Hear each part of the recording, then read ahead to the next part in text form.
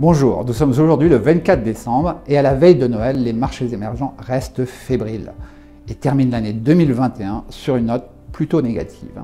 Dans un contexte sanitaire incertain du fait d'Omicron, ils sous-performent et continuent de sous-performer les marchés développés.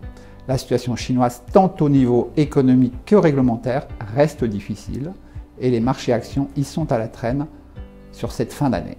Au niveau des devises, on notera quand même la forte volatilité sur la lire turque et la faiblesse en général des monnaies, notamment latino-américaines. En Asie, elle reste néanmoins relativement stable. Notons quand même la hausse du yuan chinois, plus 2,5% contre dollar et plus 11,6% contre euro sur l'année 2021. Face à la hausse des anticipations d'inflation, comment se comportent les actions émergentes ? Alors dans de nombreux pays, notamment en Amérique latine et en Russie, l'inflation est repartie à la hausse.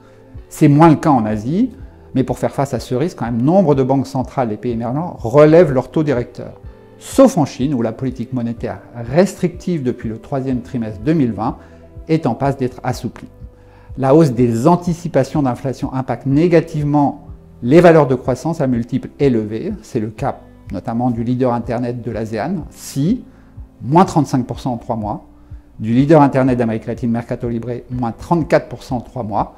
Malheureusement, leur baisse boursière affecte négativement notre performance relative.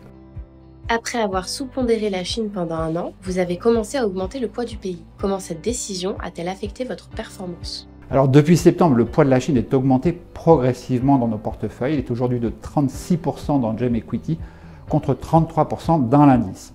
Cette repondération progressive contribue positivement en octobre, mais nous coûte malheureusement en novembre et en décembre du fait de la contre-performance des géants Internet et du secteur pharmaceutique chinois. L'incertitude sur la cotation des ADR à New York nous pèse également. Notons néanmoins la bonne tenue des titres A en général, sur lesquels nous sommes très surpondérés, puisque nous avons 18% du portefeuille GEM Equity contre 5% simplement dans l'indice. Au total, cette repondération chinoise, que l'on peut qualifier de prématurée, affecte notre performance relative à court terme. Dans cet environnement, comment se comportent les 3 fonds GEMway ? Alors, en décembre, nos fonds subissent la contre-performance des titres Internet, autant en Chine que hors de Chine. Sur le mois, nos fonds perdent environ 3-4% et sous-performent, mais GEM Asia et GEM China restent en avance depuis le début de l'année. Quant à nos actifs, ils s'élèvent aujourd'hui à 1,7 milliard €, en hausse de 300 millions d'euros sur l'année. À court terme, les vents contraires continuent d'affecter les marchés émergents et notre performance. Il y a Omicron, le ralentissement chinois, la faiblesse des devises face au dollar, la hausse de l'inflation, les craintes sur le tapering américain, des politiques monétaires restrictives dans certains pays, des bruits de bottes en Ukraine et également des relations sino-américaines qui restent compliquées. Alors justement, comment voyez-vous les actions émergentes en 2022 après une performance décevante en 2021 ? Alors à moyen long terme, le ciel devrait s'éclaircir. En premier lieu, en Chine, avec un changement à venir sur la politique monétaire et fiscale du pays.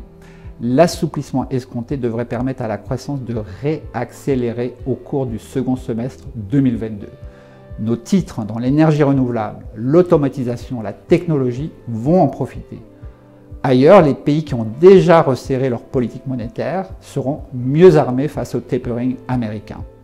Ils devraient voir l'inflation se stabiliser et leur consommation domestique repartir. Nous sommes donc relativement optimistes pour 2022.